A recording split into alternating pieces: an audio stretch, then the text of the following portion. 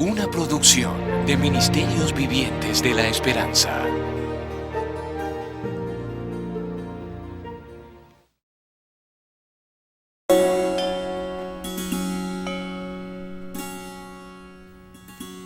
Brigham City es una pequeña ciudad del norte de Utah, donde hay un tabernáculo mormón y muchas casas de reunión de la Iglesia de Jesucristo de los Santos de los Últimos Días, también llamada de los Mormones.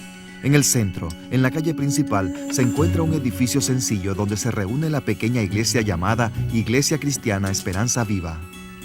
Muchos de los cristianos que se reúnen en la Esperanza Viva fueron mormones, y cuando hablamos de mormones, nos referimos en muchos casos a los cónyuges, a los hijos, a los nietos, a los compañeros de trabajo y a la gente que conocemos de toda la vida, y por supuesto que los amamos y los queremos ayudar. Las primeras líneas de la introducción del libro mormón afirman que este libro es un volumen de santas escrituras comparable a la Biblia. ¿Es el libro de Mormón comparable a la Biblia? Es una pregunta muy importante que los cristianos de la Iglesia Esperanza Viva nos teníamos que hacer. Scott y yo entrevistamos a una cantidad de arqueólogos, antropólogos, geógrafos y lingüistas en muchos sitios y de muy distintas ideas. En las entrevistas, les preguntamos lo mismo sobre la Biblia y el libro de Mormón. En total hicimos casi 40 entrevistas en los Estados Unidos y en 6 países del mundo. Lo que investigamos fue una simple pregunta. ¿Se puede comparar el libro de Mormón con la Biblia? Esta es la historia de lo que descubrimos.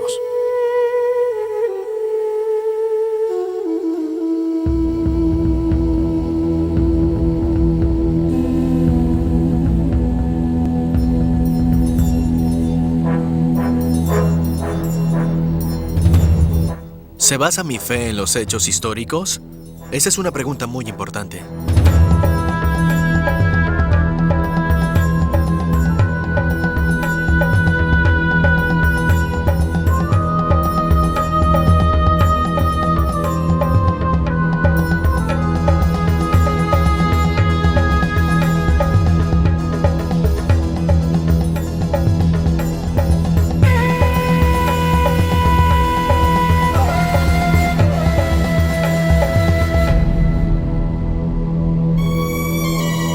Quiero saber si es algo en lo que puedo creer.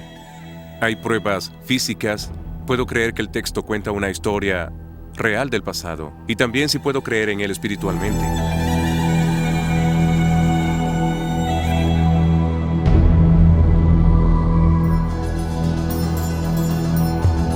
Yo crecí con la creencia de que el libro de Mormón era literalmente la palabra de Dios. Y que la Biblia estaba más bien corrompida, mientras que el libro de Mormón emanaba directamente de Dios.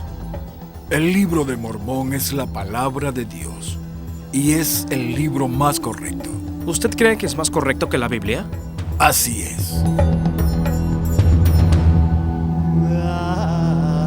La Biblia versus el libro de Mormón.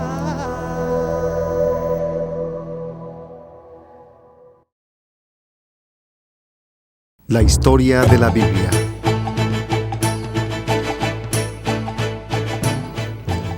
La mayor parte de los relatos de la Biblia ocurren en una estrecha franja que está entre el mar Mediterráneo y el río Jordán, y entre el mar de Galilea y el mar Muerto.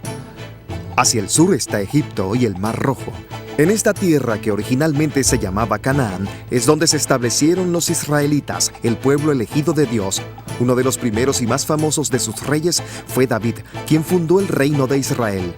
El rey Salomón fue su hijo y sucesor, y construyó el templo del Señor en el monte Moriah, en Jerusalén. Tras la muerte de Salomón, el reino se dividió en 2 partes. El reino del norte recibió el nombre de Israel, y el del sur se llamó Judea. La Biblia dice que el imperio asirio conquistó a Israel, el reino del norte, y el del sur permaneció intacto hasta el año 586 a.C., cuando fue conquistado por los babilonios, quienes después de quemar el templo de Jerusalén enviaron a los hebreos al exilio. Tras pasar 70 años en el exilio, el pueblo de Judea, que por ello se llama judío, se le permitió volver a Jerusalén y reconstruir el templo y los muros de la ciudad. El Nuevo Testamento se inicia cuando la tierra de Israel y de Judea, ahora llamada Palestina, se encuentra bajo el dominio de Roma. Su gobernante era Herodes, quien amplió el templo. El Nuevo Testamento habla del cumplimiento del Viejo Testamento con la llegada del Mesías en la persona de Jesucristo.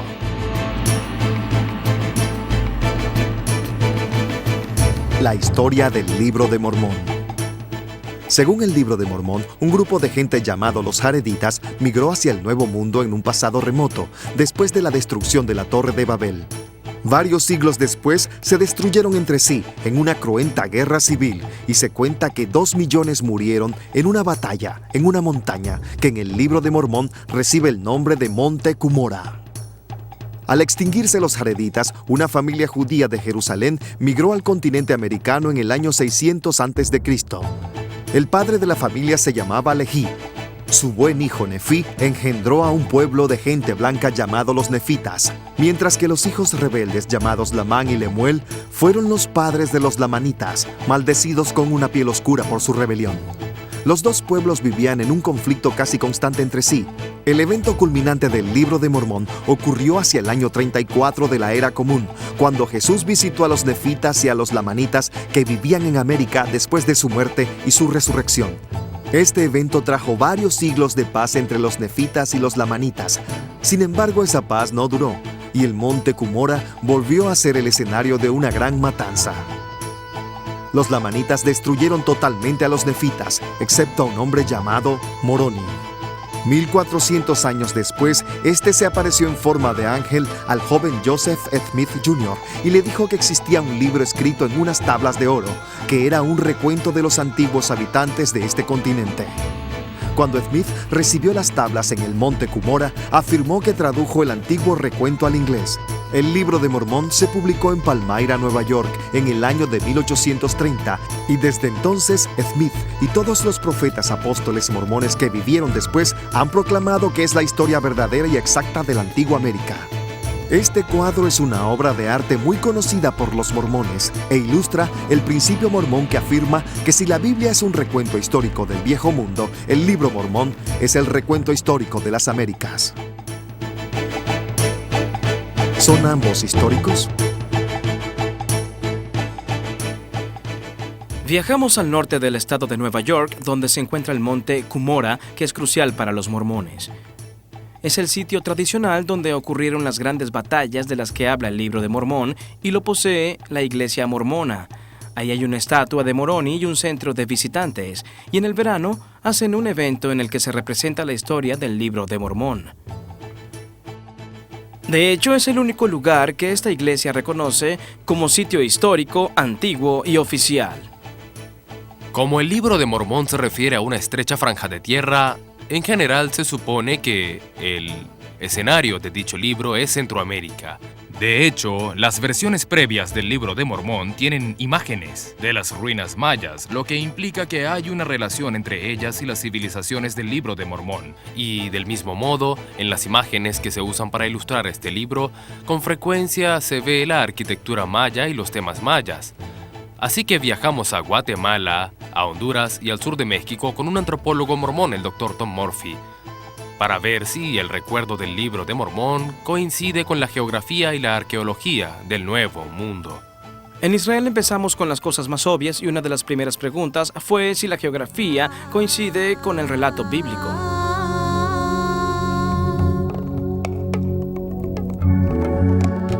La geografía. Desierto de Judea, margen occidental del Jordán, Palestina. Monte Hermón, alturas del Golán, Israel. Río Jordán. Mar de Galilea. Mar Muerto. En Israel usamos hoy en día los mismos nombres que se usaban en la Biblia hace 3500 años, como el Mar Muerto, como las montañas moabitas, las montañas amonitas. Los nombres se conservan hasta hoy. Estos sitios son tal como lo cuenta la Biblia. La geografía concuerda, los valles están junto a las ciudades, que están junto a las montañas, y todo ello está descrito en las Escrituras, con gran cantidad de detalles geográficos. Si hay mapas en la Biblia, ¿por qué no los hay en el Libro de Mormón? No hay mapa que muestre las tierras del Libro de Mormón, porque no las pueden ubicar en la tierra. No saben dónde están. ¿Y qué hay de los mapas ilustrados que se ven en el Libro de Mormón? ¿Por qué no están de acuerdo entre sí? Y algo más importante aún, ¿por qué no corresponden a un sitio concreto de la Tierra? No puede haber geografía porque no hay una sede terrenal real para los eventos descritos en el libro. La gente no se pone de acuerdo porque cuando se trata de ubicar el lugar real, hay que distorsionar el lugar real o el texto en sí. La Iglesia de Jesucristo de los Santos de los Últimos Días no tiene posición oficial sobre la geografía del Libro Mormón. Y la razón es obvia, porque esos eventos no ocurrieron. Pueblos e imperios.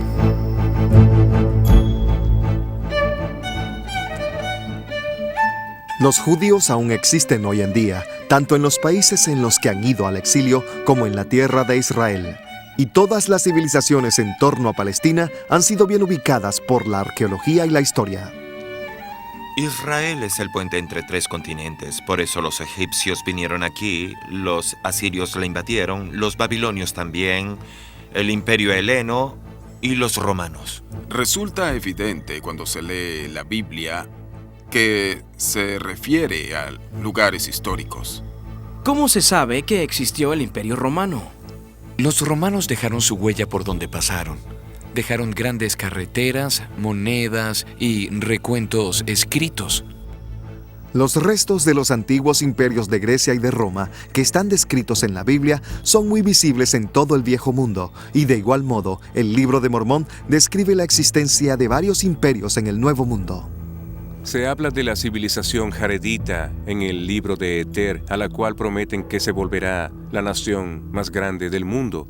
Y a pesar de eso, no se encuentran rastros de esa civilización. Las fechas que se ven al pie de página del Libro de Mormón indican que el imperio jaredita fue reemplazado por el imperio nefita poco después del año 600 a.C. En el Libro de Mormón está la gran civilización de los nefitas, que era un pueblo industrioso que construyó máquinas y vivía en grandes ciudades. Yo no he visto ninguna prueba que indique que los nefitas vivieron en América.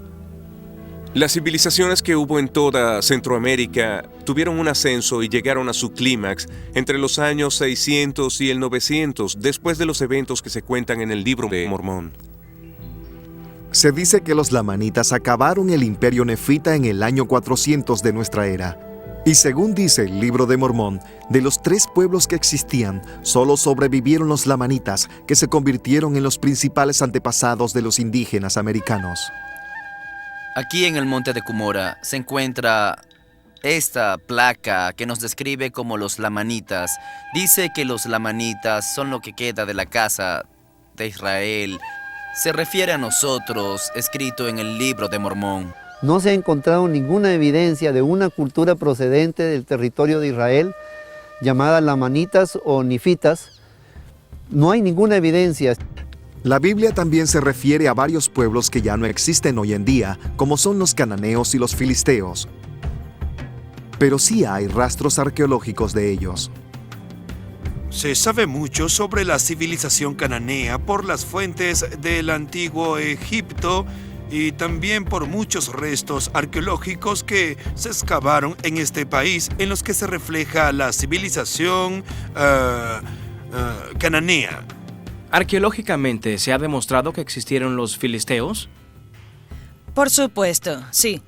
Sin duda alguna, los filisteos tienen una cultura material muy propia de ellos y que se distingue de las otras culturas que vivieron aquí. Y surge la pregunta de cómo es posible que esos 3 enormes imperios que se dice florecieron en América por varios siglos no dejaron ningún rastro arqueológico. ¿Es posible que haya existido un imperio en el continente americano sin dejar ningún rastro arqueológico? No, no es posible. No, es imposible. Se sabe que la arqueología no miente. Si existió un pueblo en cierto lugar, tuvo que dejar tras él muchos objetos. No existe una situación así en la que un imperio haya sido destruido sin dejar ningún tipo de rastro. Todos dejan sus tumbas o los restos de sus casas o sus templos. Dejan lo que fundaron y dejan lo que destruyeron.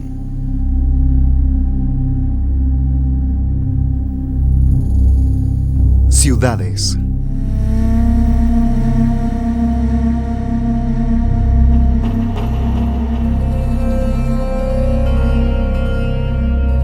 Los asentamientos permanentes, todos ellos son bien conocidos por los eruditos y científicos de Israel hoy en día. Son ciudades como Hazor y Megido y Jerusalén y Shilo y Arad y Beersheba y Jericó.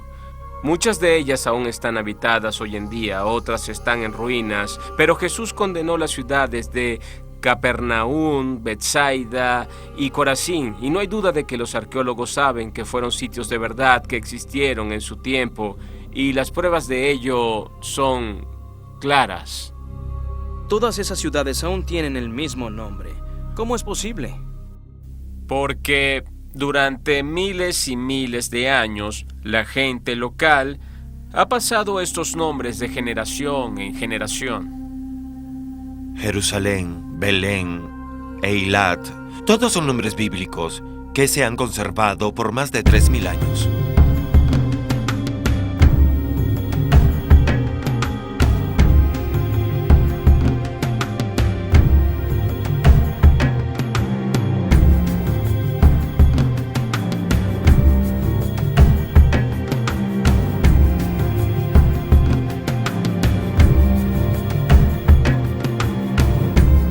Las ciudades fortificadas de las que habla el Libro de Mormón tienen nombres como el de Nefí, Manti, Serahemla, Sidón, Gershon y Abundancia, para nombrar unas pocas de las más de 30 grandes ciudades que se mencionan en dicho libro.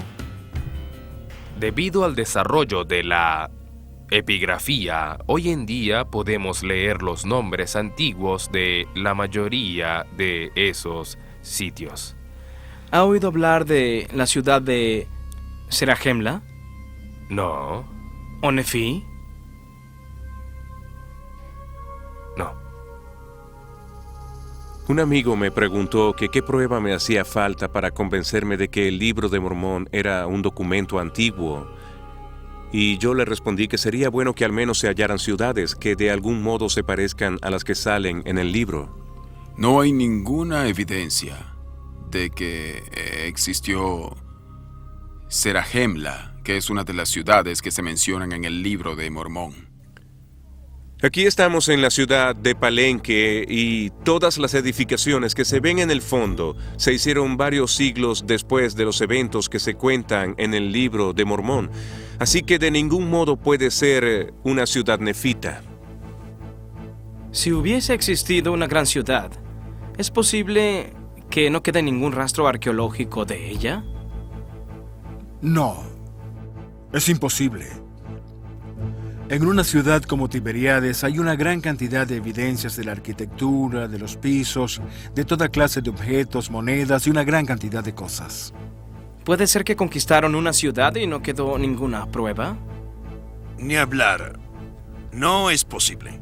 Hace años tuve una conversación con un amigo cristiano y una de las cosas que me dijo es que si uno quería ir a Jerusalén, era algo fácil de hacer hoy en día, o uno podía ir a Belén y ver los sitios en los que ocurrieron los hechos que se cuentan en el Nuevo Testamento.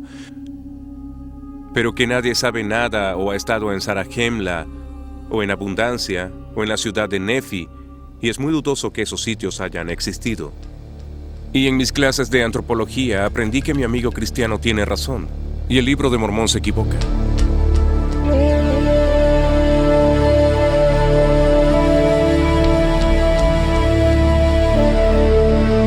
En el mundo bíblico, tal como se refleja en las Escrituras, se habla de plantas y de árboles que todos conocemos. Higos, almendras, palmeras, trigo y cebada. Cuando se lee el Nuevo Testamento, se ve la relación entre Jesús y su mundo, y en él se habla con exactitud de los animales que se veían en el Medio Oriente antiguo. Los animales que salen en la Biblia aún existen hoy en día, aunque es cierto que algunos ya no existen en la zona, como es el caso de los leones, pero los exploradores de hace unos siglos hablaban de ellos.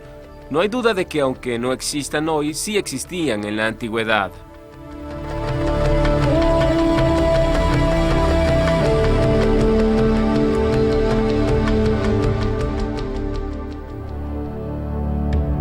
El libro de Mormón cuenta que los hijos de Leví exploraron el continente americano después de llegar a él. El primer libro de Nefí 18 dice así: había bestias de toda clase en los bosques. Estaban la vaca y el toro, el asno, el caballo y la cabra. El segundo libro de Nefí 12:7 dice así: la tierra también está llena de caballos. Y el libro de Mormón habla del uso de carros alados por caballos en las grandes batallas de decenas de miles de guerreros. Dicho libro también habla de otro aspecto de la cultura como es la agricultura. En Mosía capítulo 9 dice así: comenzaron a sembrar la tierra con semillas de trigo y de cebada. Uno esperaría hallar restos de la clase de plantas y animales que tenían, pero en lugar de eso se ven pavos, llamas y perros.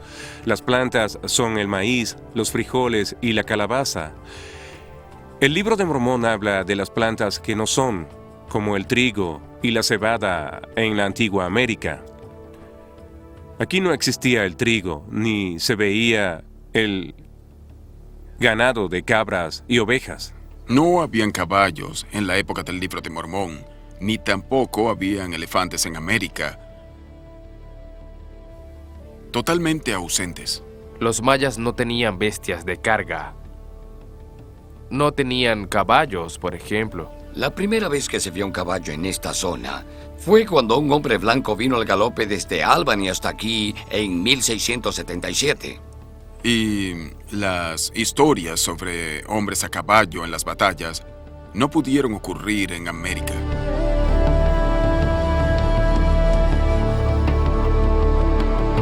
Metalurgia y escritura.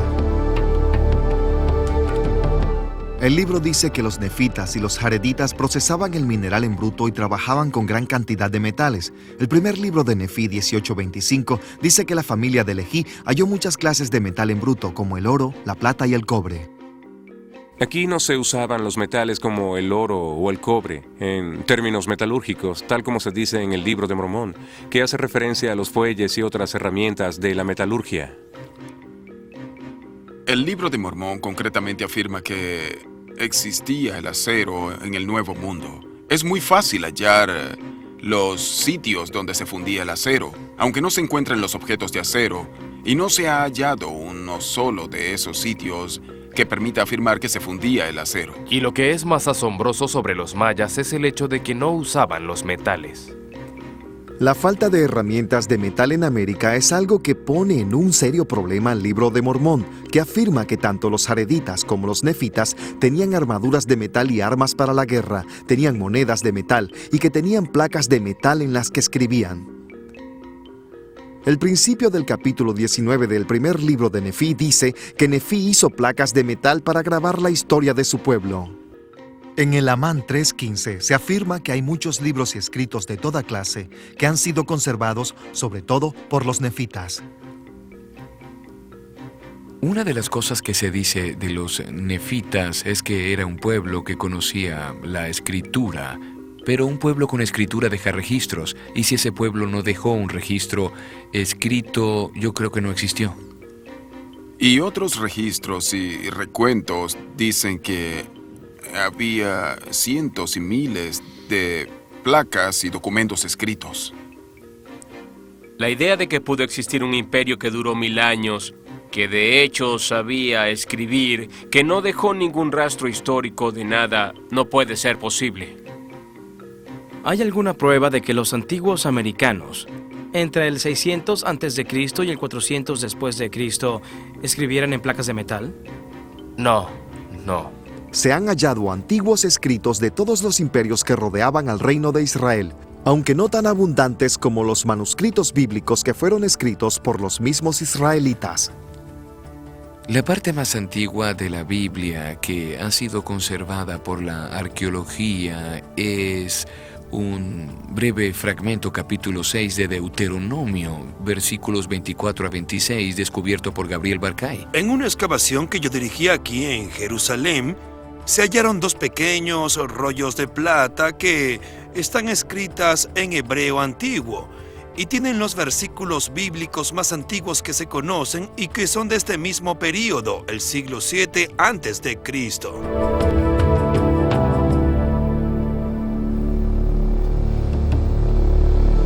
Hemos subido a la montaña de Qumran y esta es la cueva número 1 donde se descubrieron los pergaminos del Mar Muerto en 1947. Todos los libros del Antiguo Testamento, excepto tal vez el libro de Esther, se encuentran en los pergaminos del Mar Muerto. Se han hecho copias de los libros del Antiguo Testamento a partir de los pergaminos del Mar Muerto entre el 200 y el 100 antes de Cristo. Del Nuevo Testamento en griego hay unos 5.500 manuscritos en los que sale todo el texto o parte del mismo. De modo que hay muchas evidencias de los evangelios en griego y de las epístolas del Nuevo Testamento que se remontan a una época muy antigua, a solo unas pocas décadas después de que fueron escritas por primera vez. Y en contraste, no hay ninguna copia antigua del Libro de Mormón. Hay pruebas manuscritas de hace casi 2000 años del Nuevo Testamento y de hace más de 2000 años del Antiguo. Pero el Libro del Mormón no tiene ninguna evidencia manuscrita. Ninguna. Del Libro de Mormón no hay ninguna prueba documental. No hay ningún texto que sea anterior a 1930. Entre los eventos que cuenta el Libro de Mormón, que se supone terminaron en el año 400 de la Era Común, y el libro en sí, hay 1400 años antes de hallar ese primer documento. Lo que eso me sugiere a mí es que ese libro es una invención del siglo XIX. Pues, ¿dónde están los documentos? ¿Dónde está la historia, que es muy amplia y abundante en el caso de la Biblia? ¿Por qué no se hallan los rastros antiguos? Si en el caso del Libro de Mormón existieran las pruebas de documentos antiguos como los hay en el caso de la Biblia, ¿habría perdido la fe en ese libro?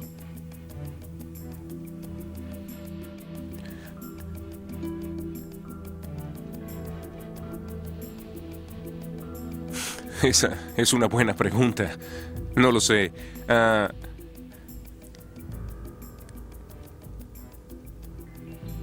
Me habría ayudado saber que el Libro de Mormón tiene documentos y objetos antiguos que apoyaran lo que dice, pues en ese caso se podría hacer referencia a los documentos históricos. El Libro de Mormón afirma, en Mormón 9, versículo 32, que el idioma que usaban en América los nefitas se llamaba egipcio reformado. El Libro de Mormón dice que escribían en egipcio reformado. ¿Acaso un hebreo del año 600 a.C. sabía escribir en el egipcio antiguo reformado? ¿Qué es el egipcio antiguo reformado? Todos los lingüistas afirman que nunca habían oído hablar del egipcio reformado, a menos que sean mormones. Y la razón por la que los más serios lingüistas no saben nada de eso es porque se trata de un idioma ficticio. No existió nunca.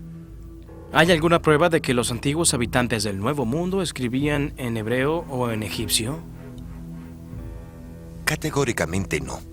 No hay ninguna evidencia, no hay ningún rasgo hebreo, no existe en el dato iconográfico del glifo, no existe ni por la mínima, ni la remota idea de una escritura hebrea.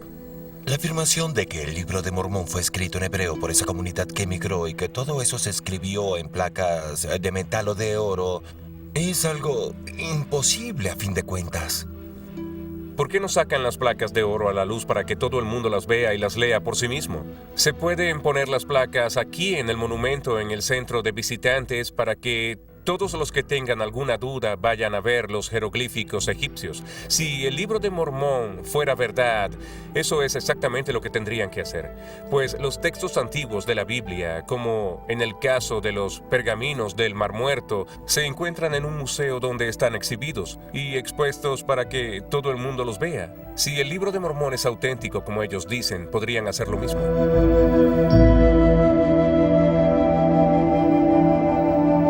Las monedas. Tanto en la Biblia como en el Libro de Mormón se habla de los sistemas de monedas. Por ejemplo, en la Biblia se mencionan muchas monedas romanas que se usaban en la época de Jesús, en el primer siglo de nuestra era. El pavimento sobre el cual estamos parados en este momento estaba recubierto por una capa de entre 5 y 7 centímetros de tierra en la que había muchas monedas que se remontan al siglo I.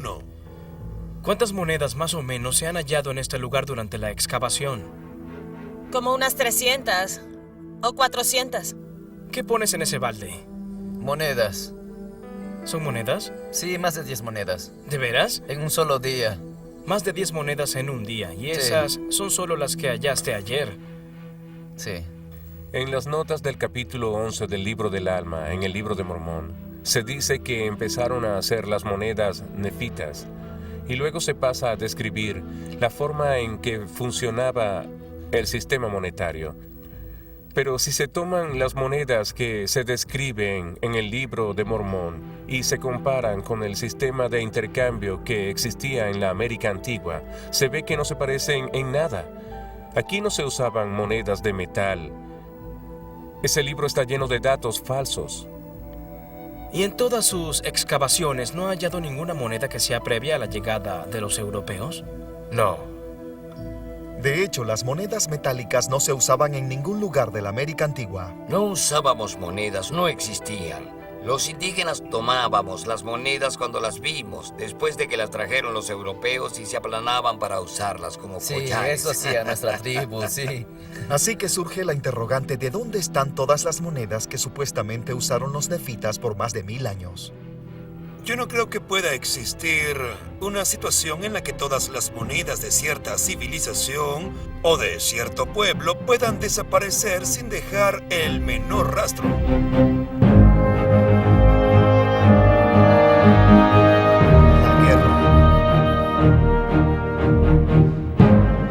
La Biblia hace referencia a numerosas batallas y guerras a lo largo de toda la historia de los israelitas. ¿Se han hallado puntas de lanza y cosas por el estilo? Por ejemplo, cuando por este país pasaron los invasores de Asiria, las puntas de las flechas cayeron en los techos de las casas, que más tarde fueron destruidas.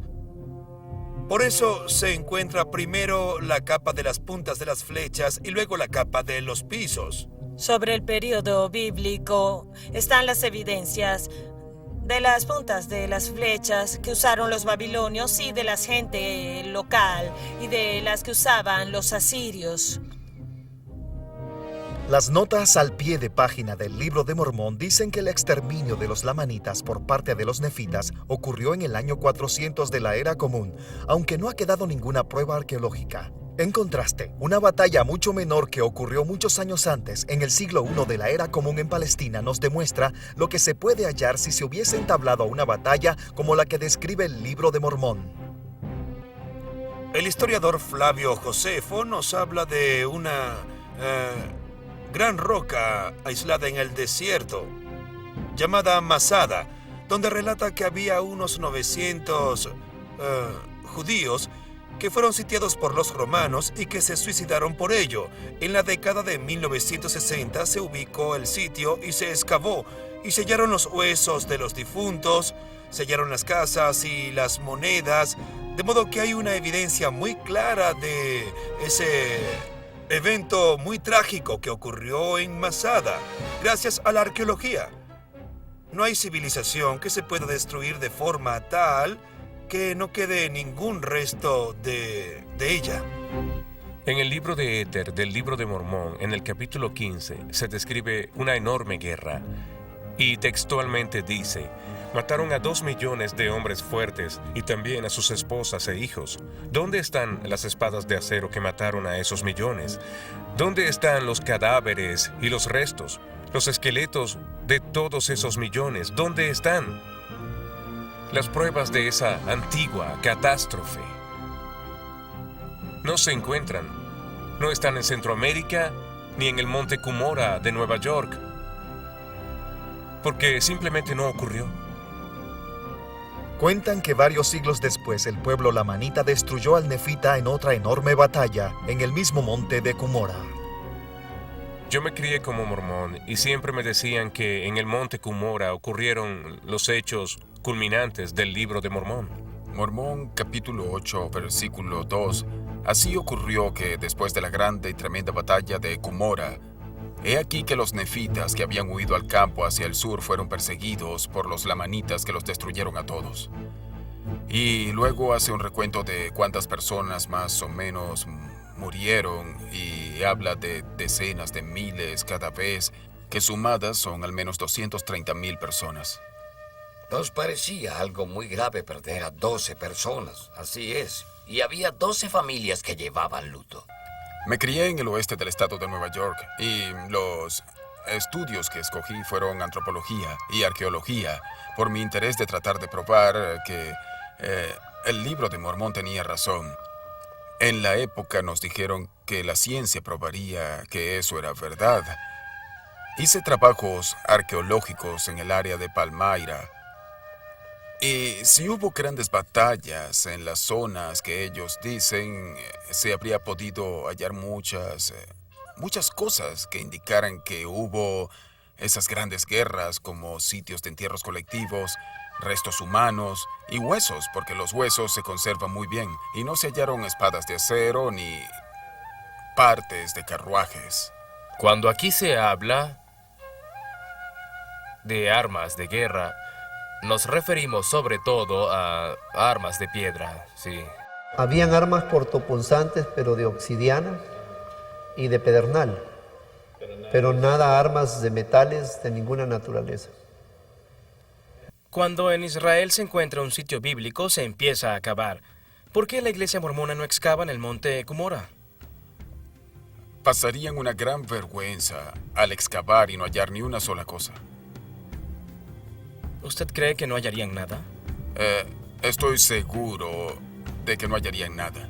¿Se ha hecho alguna excavación arqueológica en el monte Cumorah? Así es. ¿Y se encontró algo? No. La iglesia mormona, que por cierto tiene gran parte de estas tierras, podría hacer una investigación. Pero saben por lo poco que han hecho y por lo que han hecho otros que no hay ninguna evidencia.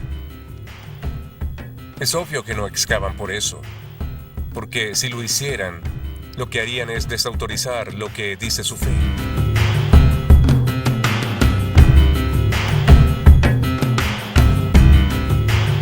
Templos. Estamos aquí en el muro occidental del Monte del Templo, o el Muro de los Lamentos, como a veces lo llaman. El muro en sí tiene una antigüedad de 2020 años.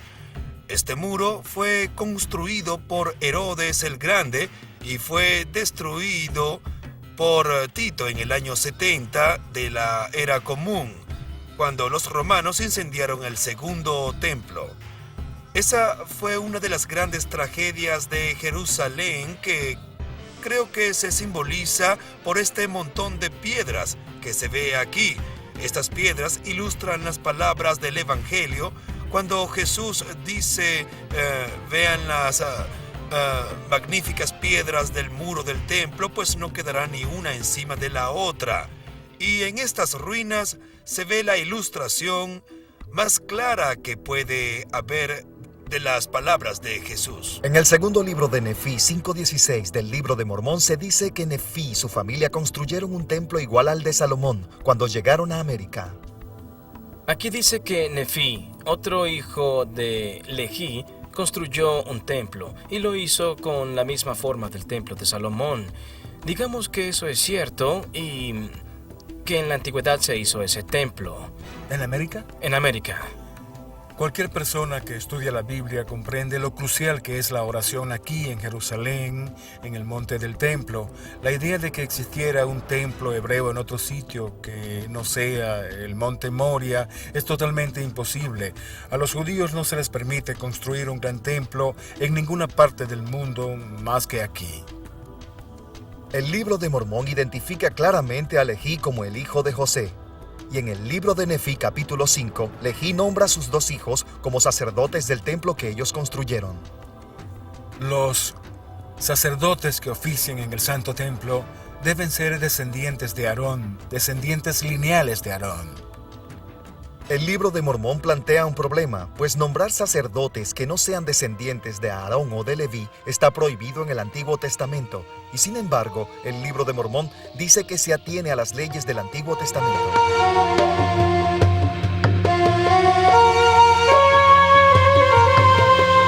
Figuras históricas. ¿Qué pruebas hay de la existencia de las personas que se mencionan en la Biblia? Hay una inscripción que menciona la casa de David. De hecho, son 2 inscripciones, una que se halló en el sur de Transjordania y la segunda que se halló en Tel Dan, en el lado norte. Cuando se lee el Antiguo Testamento, se ve que hay personas como Daniel y sobre todo los últimos profetas como Malaquías y Ezra. Y existieron muchos testigos fuera de la Biblia que hablan de esas personas fuera del contexto de la Biblia. Son antiguos historiadores de la época. El Nuevo Testamento habla de varias figuras como los sumos sacerdotes y existen registros y documentos de la época que demuestran que sin duda existieron. El Nuevo Testamento dice que Caifás era el sumo sacerdote de la época de Jesús. Y hace varios años, unos obreros hallaron una cueva muy antigua usada para enterrar, y dentro de ella se hallaron unas 10 urnas con los huesos de los difuntos, en una de las cuales estaba grabada la frase José, hijo de Caifás. Las figuras como Pablo debieron haber existido, sino ¿quién escribió las epístolas firmadas con su nombre? Que están escritas en el griego de la época. En la introducción del libro de Mormón se dice que fue escrito por muchos profetas antiguos, al igual que la Biblia. Antes de preguntar si eran profetas verdaderos, hay que preguntar si acaso existieron. No hay ninguna prueba de que hayan vivido, y mucho menos que hayan escrito esas supuestas profecías y que éstas sean ciertas. No se puede ir tan lejos como para preguntar eso. ¿Y qué hay de Jesucristo, la figura central del Nuevo Testamento? ¿Qué pruebas hay de que existió? No hay duda de que Jesús fue una figura histórica. No solo se le nombra en los textos cristianos, sino también en los textos no cristianos. Los judíos hablan de Jesucristo en sus textos, aunque no están a favor de él. Si se ve el testimonio de Josefo, primero dice que Jesús era el Mesías, que Jesús vivió como maestro, que murió bajo Pilatos y que resucitó. Los autores Tácito y Suetonio eran romanos y no veían a la fe cristiana como algo que querían divulgar de ningún modo. Sin embargo, mencionan a Cristo. Fueron personas reales que hablaban de una realidad histórica, la de Jesús. La historicidad de Jesucristo se establece en los documentos antiguos y, sin duda, se puede probar que son antiguos. ¿Cree que la persona de Jesús fue una persona histórica? Por supuesto, sí. Existe una gran cantidad de pruebas y de documentos y se sabe que existió. Y no creo que exista duda alguna sobre eso. Jesús estuvo aquí, en este mismo nivel, y caminó sobre estas mismas piedras, las veces que fue al monte del templo. Jesús fue una persona histórica del Antiguo Oriente, pero afirmar que fue una persona aquí, en América Antigua, es una preposición absurda que no está apoyada por ninguna prueba. No es exacto decir que Jesús estuvo aquí en América. No hay ninguna prueba de ello. El libro de Mormón afirma que después de que Jesús llegó a América en el año 34 de la Era Común, hubo una conversión masiva al cristianismo. Aquí no existe ninguna evidencia cristiana, ni primitiva, ni más evolucionada. No hay ninguna evidencia que pruebe que el Jesucristo de la Biblia es el mismo del Libro de Mormón. No puedo entender cómo hay evidencias arqueológicas y de diversos textos que prueban la realidad histórica de Cristo en Palestina y que éstas se perdieron totalmente en el Nuevo Mundo. El Jesucristo que se ve presentado en el Libro de Mormón proviene de la imaginación de Joseph Smith.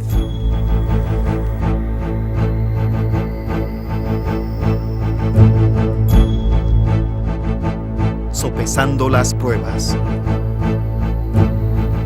La Biblia es una fuente muy importante que revela muchos hechos históricos. Se pueden demostrar con la arqueología los hechos que narra la Biblia. Si se consulta al Instituto Smithsoniano sobre el uso de la Biblia para la investigación arqueológica, va a responder algo en lo que todos los antropólogos de hoy están de acuerdo. O sea que muchos de los libros de la Biblia han sido usados como guía en la investigación arqueológica. Pero por su parte, el Libro de Mormón nunca se ha usado en este instituto como guía para una investigación histórica o arqueológica. El problema con el Libro de Mormón es tan sistémico que creo que, por más investigación arqueológica que se haga aquí, la conclusión va a ser que lo que dice ese libro no pudo ocurrir en la América antigua. No tiene ningún sentido ese Libro de Mormón. Y con todo respeto, creo que no tiene nada que ver con la cultura del año 600 antes de Cristo, y yo soy un experto en ese período. Solo puedo responder con toda franqueza que el Libro de Mormón no tiene ninguna autoridad, conocimientos ni integridad de ningún tipo. Joseph Smith inventó una historia y se la presentó al mundo como la palabra de Dios. Eso es algo arrogante, muy arrogante. Como antropólogo, si doy un paso atrás para contemplar todo el panorama, si no se pueden hallar los sitios de los que habla el libro, si no se puede identificar a la gente de la que habla, y si no se encuentran la clase de objetos materiales de los que habla, veo que hay un gran problema. Si solo fuera una cosa, uno diría, bueno, eso no se pudo encontrar.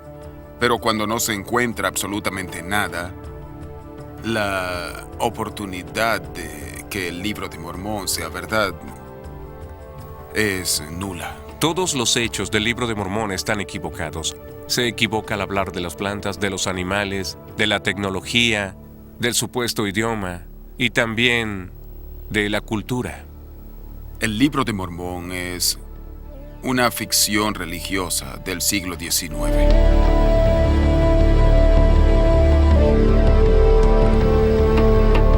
Ambos son escritura. Joseph Smith dijo, le dije a los hermanos que el Libro de Mormón era el libro más correcto del mundo y la base de nuestra religión, y que el hombre se acercará más a Dios si obedece estos preceptos más que los de cualquier otro libro.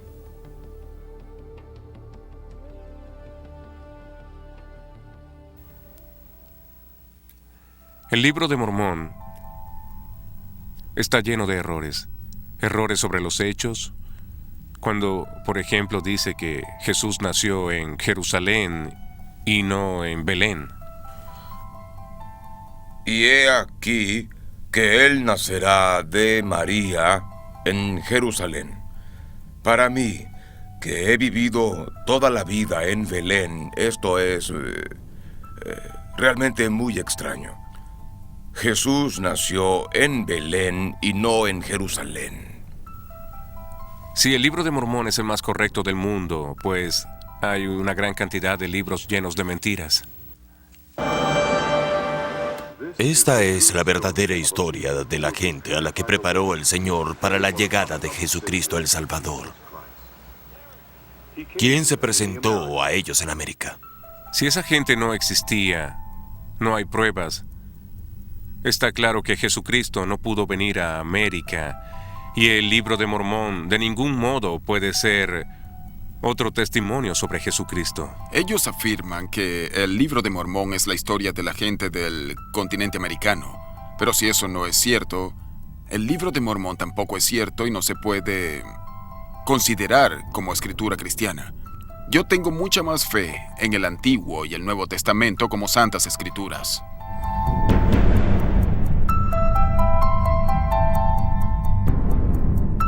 Apologistas de los mormones. Thomas Stuart Ferguson tuvo un gran papel en la creación de la Fundación Arqueológica del Nuevo Mundo y del Departamento de Antropología de la Universidad de Brigham Young. Se han gastado millones de dólares en buscar pruebas que confirmen el libro de Mormón. Ferguson fue uno de los principales promotores de todas las investigaciones hechas en Centroamérica y no pudo hallar nada. Ferguson hizo muchos esfuerzos y esperaba algo que nunca ocurrió. Esperaba tener pruebas físicas y documentales de lo que afirma el libro de Mormón. Pero todo lo que halló fueron contradicciones. A diferencia de sus colegas de la Universidad de Brigham Young, Thomas Stuart Ferguson tuvo el valor de decir la verdad sobre ese libro. Pues sí, lo que hacen los apologistas es tratar de ayudar a la gente a evitar que pierdan la fe. Y para ello usan todos los medios posibles. El libro de Mormón tiene sentido y es una historia posible. Toda la historia parece correcta y tiene sentido. Todo lo que ahí se cuenta, a excepción de los eventos religiosos como los milagros, la visitación y esas cosas, son muy plausibles para un historiador secular. Dan Peterson miente. El problema más grande del libro de Mormón es la historia secular, pues toda está equivocada. Ese mito ha sido desautorizado una y otra vez por los arqueólogos e historiadores por motivos seculares y no religiosos. Lo único que quieren hacer los apologistas es probarlo. Probar que el libro de Mormón es verdad. De modo que salen con unas ideas locas que no pueden ser aprobadas por ningún antropólogo o arqueólogo serio. Por ejemplo, los caballos. Ellos dicen que tal vez de lo que se trataba era de tapires o venados. Pero, ¿cómo se puede ir a la batalla montado en algo que es un poco más grande que un perro? Es un disparate.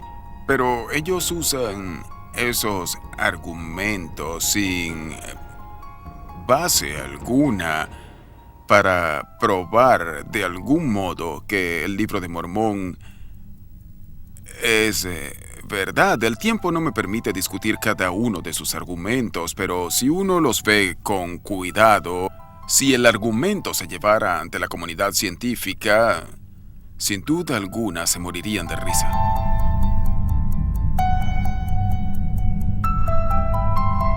¿Podemos confiar en nuestros corazones? El concepto mormón para determinar la verdad de sus escrituras aparece en el capítulo 10 de Moroni, que dice así: yo los exhorto a que cuando lean estas cosas le pregunten a Dios si son ciertas o no. Y sabrán que si lo preguntan con un corazón sincero, Él les manifestará a ustedes la verdad por el poder del Espíritu Santo. De modo que la verdad se encuentra examinando el corazón de uno. Tanto en el Antiguo Testamento como en el Nuevo, se dice que el corazón del hombre está corrompido. El corazón es engañoso en todas las cosas y desesperadamente malvado. ¿Quién lo puede conocer? Jeremías. El que confía en su corazón es tonto. Proverbios. Según las enseñanzas de los mormones, se llega a la verdad mediante la seguridad emocional de que el libro es cierto. Dicen que esa sensación de seguridad es la evidencia del Espíritu Santo y se refieren a ella como una sensación ardiente en el pecho, como una conciencia espiritual y como un testimonio. ¿Es a menudo el libro de Mormón? ¿Lo has leído hoy? Pues sí, claro. ¿Sí? ¿Y lees todos los días? ¿Y lees y recibes el testimonio de que lo que lees es cierto? Para mí eso es guiar mal, e incluso es engañar. Eso de insistir que el libro de Mormón es cierto cuando los hechos indican lo contrario, solo porque se siente en el corazón o se tiene una sensación en el pecho y eso se convierte en la prueba definitiva de la realidad. ¿Dónde está la humildad de la que habla el libro de Mormón? No se puede proclamar solo debido a una impresión en la oración que tenemos la verdad absoluta. ¡Qué arrogancia! ¡Qué absurdo! ¿Dónde está la humildad? ¿Dónde está la honradez?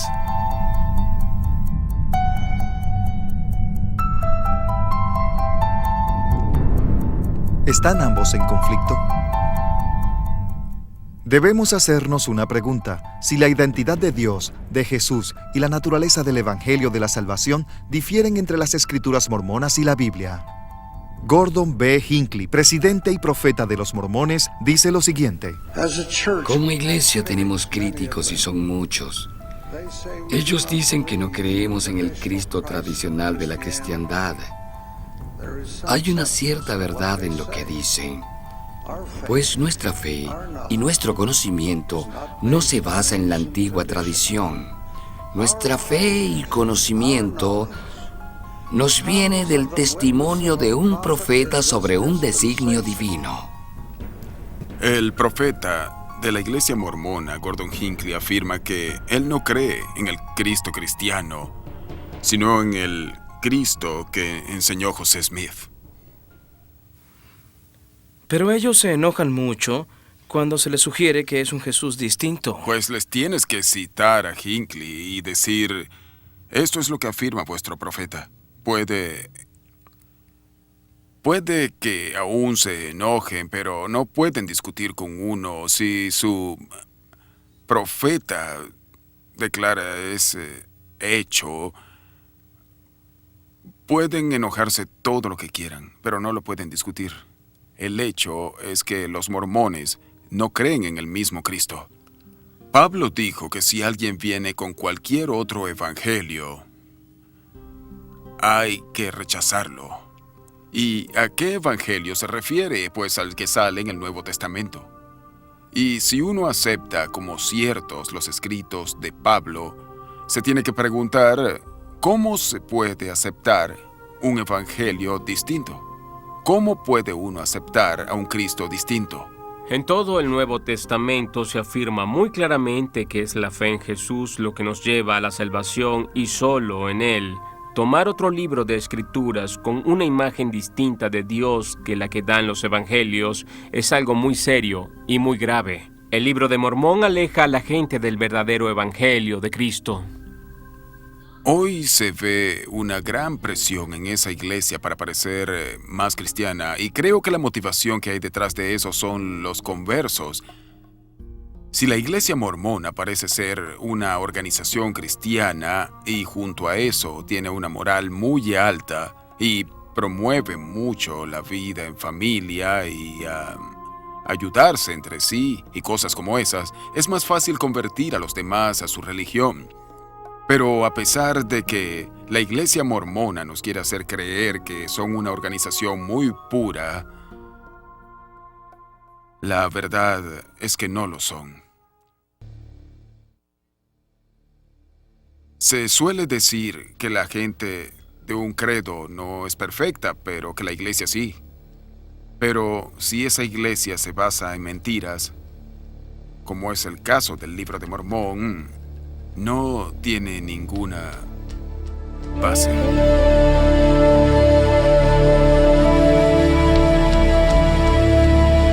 Llegar a la verdad.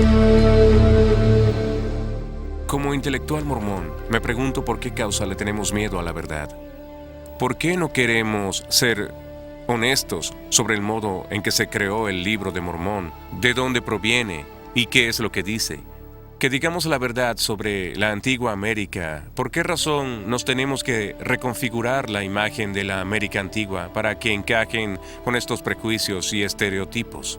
Más bien debemos tratar de forma directa y honesta los problemas de la arqueología, de la genética y la lingüística, y dejar que se diga la verdad. ¿A qué le tememos? ¿Tenemos fe en Joseph Smith o en Jesucristo? Cuando yo investigué la fe mormona, lo hice porque quería saber si era verdad. Si en verdad era la revelación de Dios a Joseph Smith, yo quería saberlo. Y le dediqué mi tiempo. Leí el Libro de Mormón, fui a la iglesia, asistí a las clases en el instituto de ellos, hice todo lo que había que hacer para saber más sobre la fe mormona. Y lo que encontré fue que cada vez me alejaba más de una relación personal con Jesucristo. Para mí, una pregunta muy importante es saber si mi fe se basa en un hecho histórico. Y me di cuenta que cuanto más estudiaba la filología y la arqueología y los aspectos históricos de la fe y del texto, mi fe se hacía cada vez más fuerte. Lo que dice la Biblia es suficiente para la salvación. Y no hay que tenerle miedo a tratar de aprender más. Pues, por ejemplo, en mi caso, cuanto más aprendo, más me acerco a Jesucristo. Cuando comprendí que el libro de Mormón no era cierto, que no era un recuento histórico y solo era una ficción religiosa, cuando entendí eso y al mismo tiempo me di cuenta que su profeta dice que el libro de Mormón es la clave de esa religión, en ese momento supe que esa religión no era la verdadera. A medida que perdía la fe en el libro de Mormón, aumentaba mi comprensión y mi fe en el Nuevo Testamento como la Santa Escritura. ¿En qué Cristo crees hoy? ¿En el bíblico o Yo en el...? creo en el Cristo bíblico. Durante muchos años me sentí muy culpable por no hacer todo a la perfección, que es lo que piden los mormones. Hay que hacerlo todo perfecto. Pero como no es la verdadera iglesia, me pude liberar de la culpa. Y cuando empezaste a creer en Jesucristo como cristiano, ¿la culpa y la necesidad de ser perfecto te volvieron o no? No. Y ello se debe a que vi las afirmaciones que dijo Jesús en el Nuevo Testamento. Y ahí se nos enseña que lo único que hace falta para llegar al cielo es el sacrificio que hizo Jesús y la fe, no la culpa. ¿Qué harás si te excomulgan? Si me excomulgan de la iglesia mormona, podré cerrar ese capítulo. Porque así podré decir que terminé con eso y dejar todo eso atrás. En Mateo 7:13 Jesús dice así: amplia es la puerta y ancho es el camino que lleva a la destrucción, y muchos se adentran en él. En Juan 14:6 Jesús dice sobre sí mismo: yo soy el camino, la verdad y la vida. Nadie llega al Padre más que a través de mí. El apóstol mormón Orson Pratt dijo sobre el libro de Mormón: si es falso, es una de las imposiciones más astutas, malvadas, profundas y falsas que se han fraguado contra el mundo. Está calculado para engañar y arruinar a millones que sinceramente lo reciben como la palabra de Dios y que suponen que están aferrados con seguridad a la roca de la verdad, hasta que ellos y sus familias son arrojados a una desesperación sin esperanza. Hicimos este proyecto como una obra de amor y de amor hacia los mormones. Invertimos mucho tiempo, esfuerzos y recursos en el proyecto porque queremos que los mormones establezcan una relación con el verdadero Jesucristo, el Jesús de la Biblia. Se ha demostrado que la Biblia es un recuento histórico auténtico y así podemos pasar a hacer la siguiente pregunta: ¿son las Santas Escrituras? Bien, eso es cuestión de fe, pero una fe que está basada en la historia real, no una fe ciega. Jesucristo fue una persona histórica que dijo una verdad radical y él advierte: se levantarán falsos cristos y falsos profetas con el fin de engañar. Hemos presentado pruebas que muestran de forma clara y tajante que el Cristo y los profetas del libro de Mormón son falsos y que el Jesús y la historia que de él se cuenta en la Biblia es un recuento histórico exacto.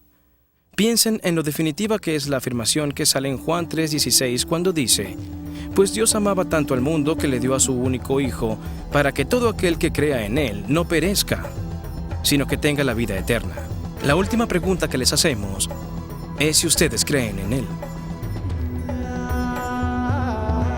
Prueben todas las cosas y aférrense a lo que es bueno. Tesalonicenses 5:21.